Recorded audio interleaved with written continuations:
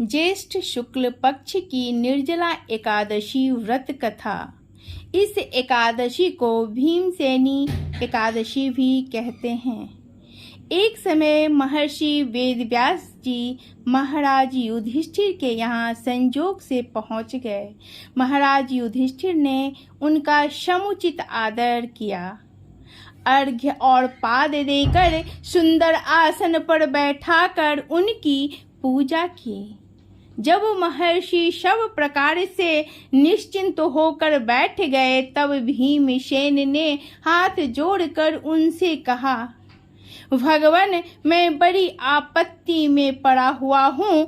दया कर आप मुझको इस आपत्ति से बचाइए।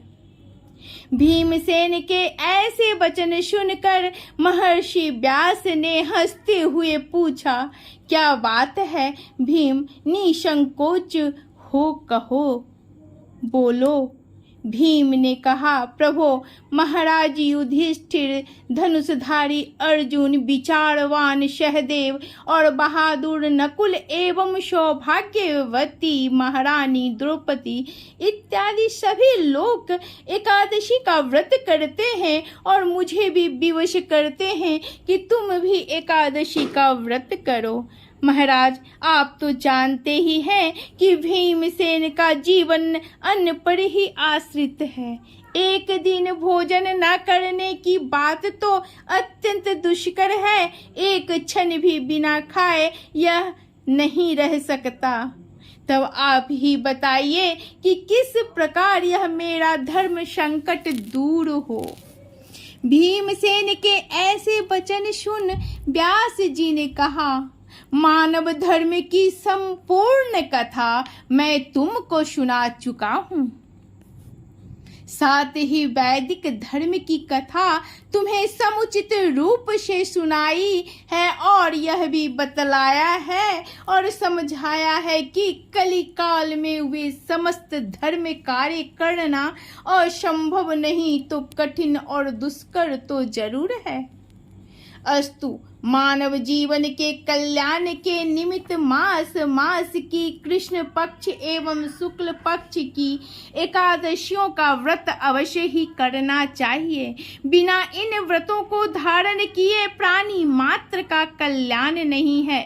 महर्षि व्यास के ऐसे वचन सुन भीमसेन अपनी धर्म वीरता के कारण बेत के समान कांपने लगे और अत्यंत ही भयभीत होकर बोले, प्रभु, यह तो ठीक है, परंतु व्रत का रखना और भूखा रहना तो मुझे मृत्यु से भी बढ़कर है।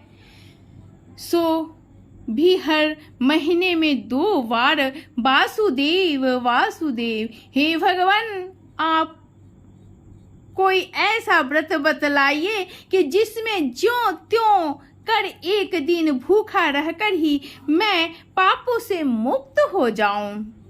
भीमसेन के ऐसे वचन सुन महर्षि वेद व्यास ने कहा, अच्छी बात है, मैं तुम्हें व्रत बताता हूँ, उसको करो। इस एक ही व्रत का पुण्य फल मास की समस्त एकादशियों से बढ़कर होगा।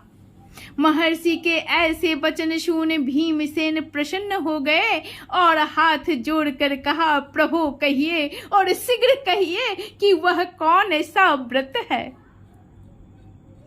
महर्षि ने कहा, वह व्रत ज्येष्ठ मास के शुक्ल पक्ष की निर्जला एकादशी का है। तुम श्रद्धा भक्ति सहित दशमी को सोते समय भगवान को प्रणाम कर उनकी मानसिक पूजा करो और हाथ जोड़कर अपने मन में इस प्रकार संकल्प करो कि प्रभु, कल मैं ज्येष्ठ मास के शुक्ल पक्ष की निर्जला एकादशी का व्रत करूंगा। मुझे शक्ति दो कि मैं अपने व्रत को पूर्ण कर सकूं। इस प्रकार प्रार्थना कर सो रहो। दूसरे दिन निर्जला एकादशी का दिन होगा। बिना खाए पिए निराहार और निर्जला रहो, यहाँ तक कि आचमन इत्यादि में भी जल ना ग्रहण करो। इस व्रत के प्रभाव से स्त्री हो अथवा पुरुष सभी के मंदराचल जैसे भीषण और महान पाप भी अवश्य ही नष्ट हो जाते हैं। इस व्रत में गोदान का बड़ा महत्व है, अर्थात गोदान अवश्य करना चाहिए। यदि कोई गोदान देने की सामर्थ्य न रखता हो तो उसे तांबा, पीतल या मिट्टी का पानी भरा हुआ घड़ा, उसमें थोड़ा सोना छोड़ और उसे नवीन वस्त्र में लपेट ब्राह्मण को श्रद्धा और भक्ति पूर्वक दान करना चाहिए। इस प्रकार जल दान देने एवं स्वयं व्रत समाप्ति तक जल न ग्रहण करने वाले प्राणियों को एक एक क्षण में कोटि कोटि गोदान देने का फल प्राप्त होता है। उस दिन यह कार्य अर्थात यह दान एवं जप आदि कार्य करने वाले को अक्षय फल की प्राप्ति होती है। इस प्रकार से कृष्ण ने स्वयं कहा है। अतः फिर दूसरा पुण्य कार्य करने की आवश्यकता क्या है? विष्णु लोक की प्राप्ति इसी निर्जला व्रत के ही द्वारा हो सकती है। इस दिन फलाहार करना चाहिए। अन्न खाने वाले की अनेकों प्रकार की दुर्दशा होती है और वे चांडाल स्वरूप समझे जाते हैं। इस व्रत के प्रभाव से चोर, गुरुद्वेषी एवं हर प्रकार के पापियों का उद्धार हो जाता है। श्रद्धालु स्त्री एवं पुरुषों के विशेष कर्तव्य ये हैं।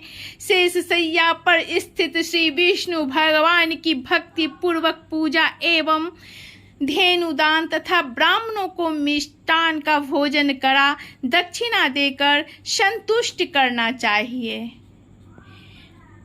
निर्जला व्रत रखने वाले को गौ, वस्त्र, छत्र, कमंडलू आदि वस्तुओं को प्रेम पूर्वक भक्ति सहित दान करना चाहिए।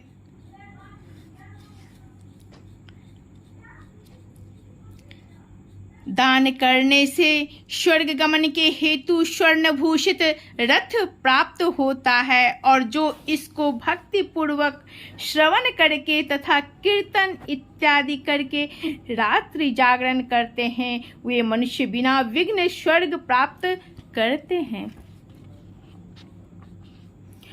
और ओम नमो भगवते वासुदेवाय का 108 बार जप करें। ओम नमो भगवते वासुदेवाय।